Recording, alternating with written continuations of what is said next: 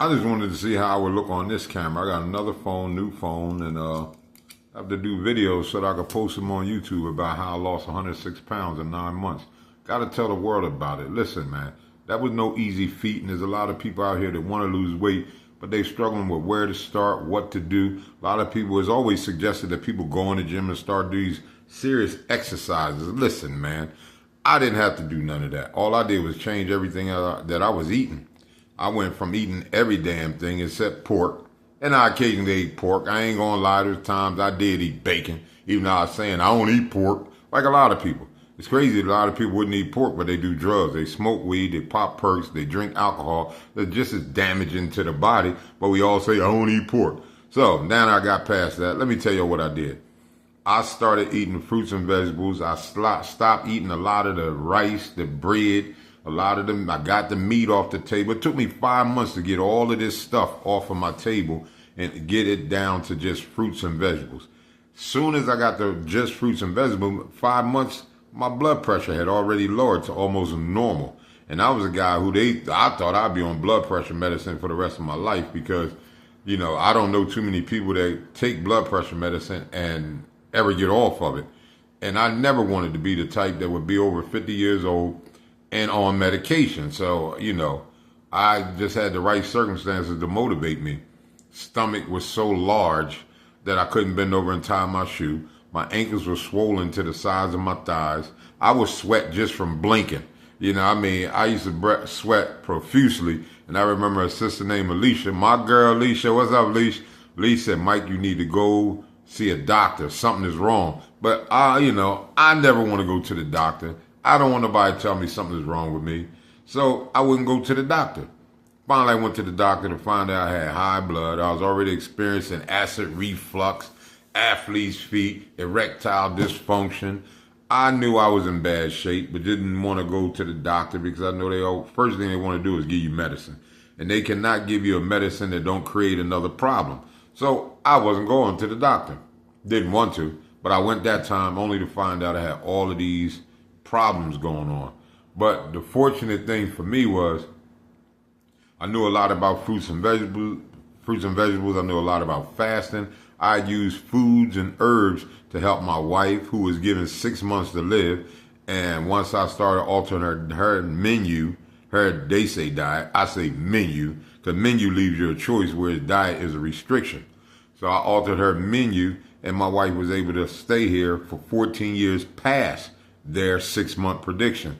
So I knew something, but after she passed, I went back to eating everything that I was used to eating. I started dealing with women from different cultures, different countries, and what Dr. Sebi told me in 2004 was everybody lives on blood and starch.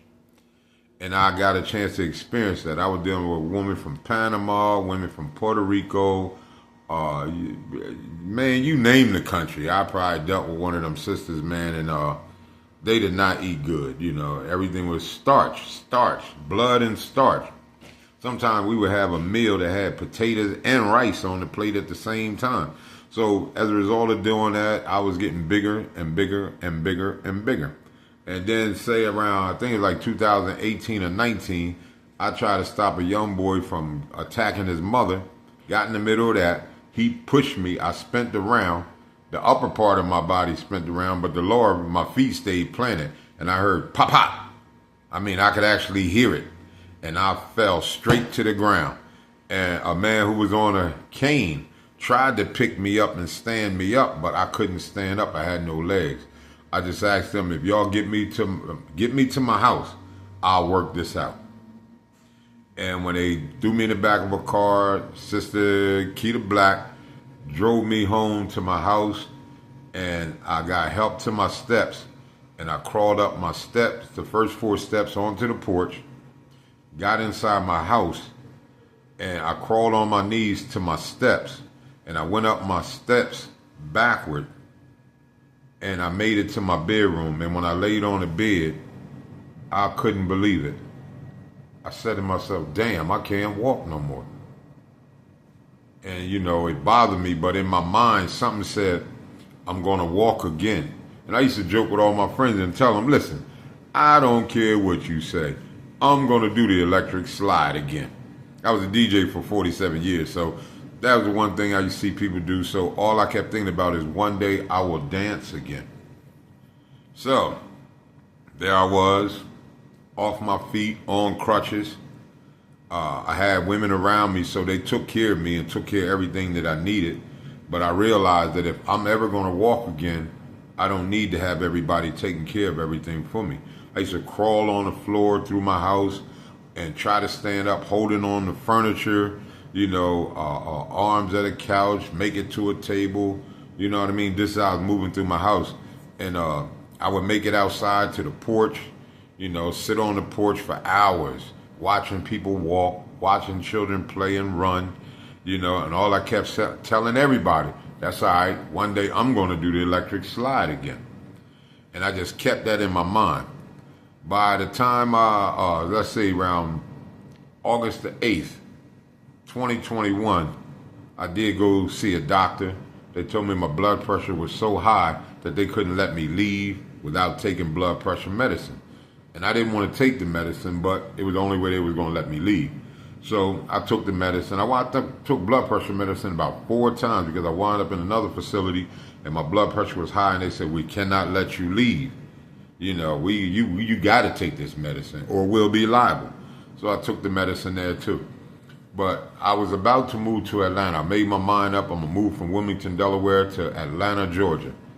And the only thing I had on my mind is I'm going to change my condition. I caught the bus from Wilmington to Atlanta. It was the most miserable ride I ever been on because I was big. I had to go through the aisle on crutches. When I had to use the bathroom, I had to struggle to get up, struggle to get to the bathroom, struggle to get in and out of the bathroom, and then make it back to my seat. This was a chore.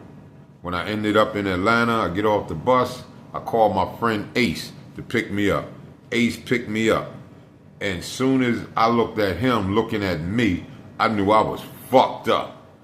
Me and Ace talked about everything. Ace was my partner. We started a record company together in 1990 and up in New York. Had a recording studio in Wilmington, Delaware. We talked about everything. I knew that he knew that I knew enough about health not to be in my condition. So I was embarrassed as soon as he saw me. But he overlooked it. We talked, went to a restaurant, and when we got out the car, he just walked to the restaurant at his normal pace. And when he looked back, he opened the door and looked back. I was just getting out of the car, and I'm struggling to hurry up with the crutches to get to the restaurant and get to the entrance of the restaurant and get inside the building. And we sat, we talked, we ate, and I told him what my intention was. Told him I had a plan, and that plan was to get at least 86 pounds off of me. I was 286 pounds, and I told him I wanted to get down to 200 pounds. And one thing he said, well, Mike, if anybody can do it, it's you. You can do it. So he gave me that, and he dropped me off at a motel on Candler Road. I stayed there that one night. I called my cousin Patty Whittle. I love you, Patty. Patty came and picked me up to take me to Ellenwood to stay at my cousin Rick J's house, Rick Whittle.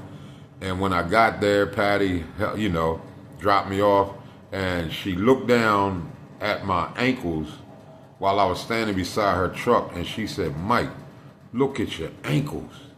My ankles were swollen to the size of my thighs. I couldn't tie my shoes, so I walked on the back of them. And I said to Patty, I know, I'm going to fix it. But the feeling I felt, listen, if I could have put my feet in my pocket, I would have. I just wanted to hide them, but I couldn't do that. But I told my cousin Patty Whittle, I'm going to fix it. I landed at my cousin Rick's house September the 28th, 2021. He lives right next door to a Walmart. I went over to the Walmart and I bought me a juicer and a scale. I weighed myself. I weighed 286 pounds. And in my mind, I kept telling me, I'm going to lose this 86 pounds. So I knew it would take fruits and vegetables. I knew it would take some herbs. I knew I would have to increase my water.